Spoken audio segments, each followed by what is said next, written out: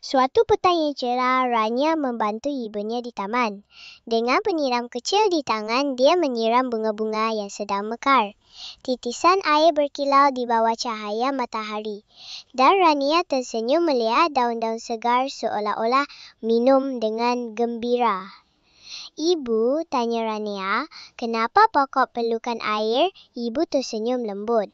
Sebab airlah yang memberi kehidupan, bukan saja pada pokok, tapi juga kepada semua makhluk hidup. Rania berkerut dahi.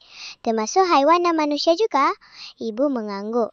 Ya Rania, dalam Al-Quran, surah Al-Anbiya ayat 30, Allah berfirman, dan kami jadikan daripada air segala sesuatu yang hidup.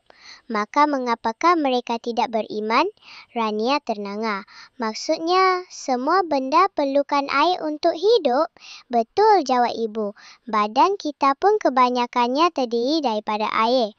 Haiwan di hutan, burung di langit, malah serangga kecil pun tak boleh hidup tanpa air. Rania memandang penyiram di tangannya. Jadi, Allah jadikan air supaya semua boleh hidup?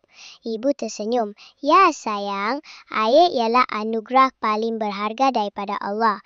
Tanpa air, tiada tumbuhan yang tumbuh. Tiada manusia atau haiwan yang dapat hidup. Rania mengangguk. Rania nak ucap terima kasih pada Allah sebab bagi air. Itu idea yang baik, kata ibu. Dan kita juga kena jaga air, jangan bazirkan. Rania janji akan guna air dengan baik, kata Rania sambil menyiram bunga lagi. Air yang mengalir perlahan menyentuh tanah, membawa kehidupan pada setiap daun yang hijau.